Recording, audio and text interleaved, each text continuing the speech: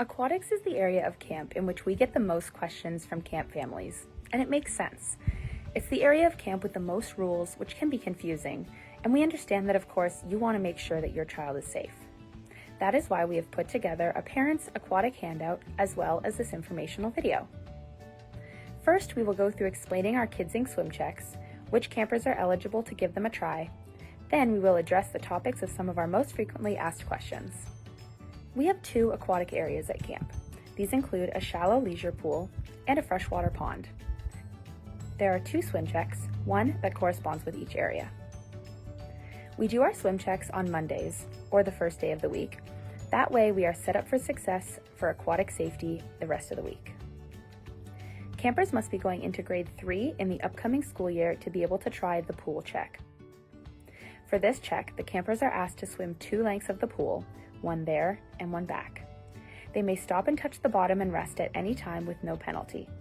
We are looking for surfacing ability and comfortability in the water. After they have completed their lengths, they will be asked to do 5 bobs with their head going all the way under the water.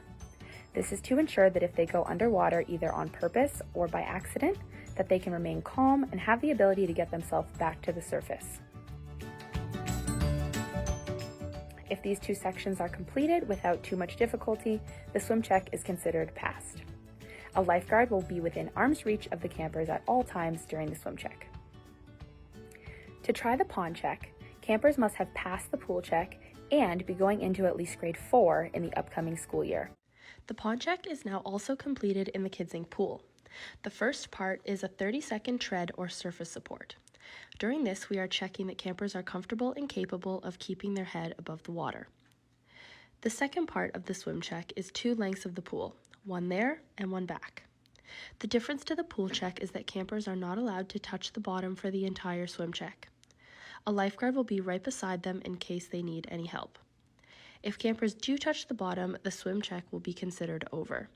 They may be able to retake the check depending on the discretion of their abilities of a lifeguard or the aquatic manager. Again, a lifeguard will be within arm's reach of the campers at all times during the swim check.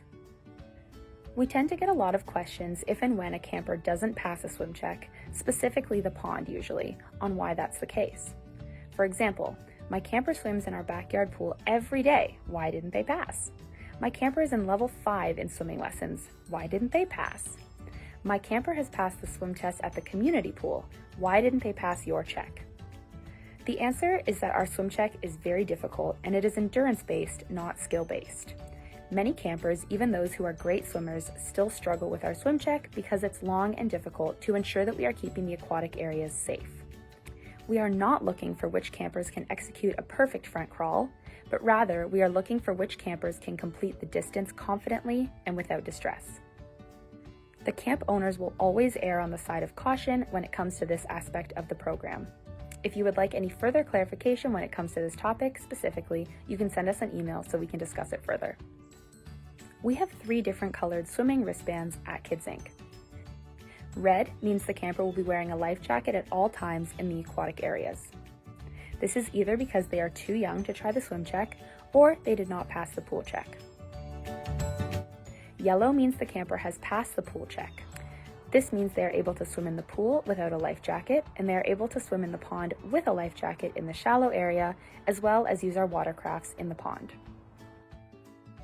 Green means they have passed the pool and the pond check. They are therefore allowed to swim in the pool without a life jacket, swim anywhere in the pond with a life jacket, as well as use the boats and the water slide in the pond.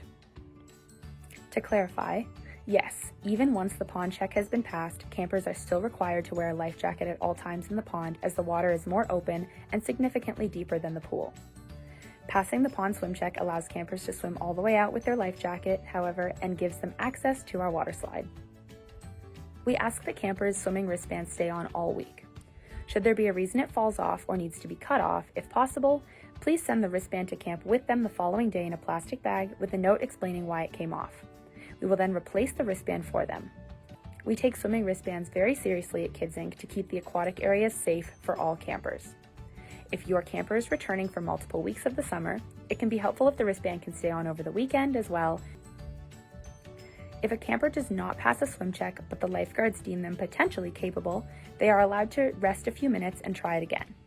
If they do not pass and were really struggling in the water, however, they are not eligible to try again until the next session they attend the program, whether that be next week or next summer.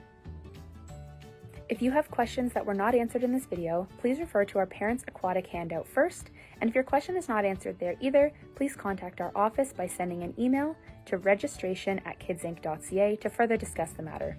We hope that this video helped give a little more insight into aquatics at Kids Inc., and we can't wait to see your campers this summer.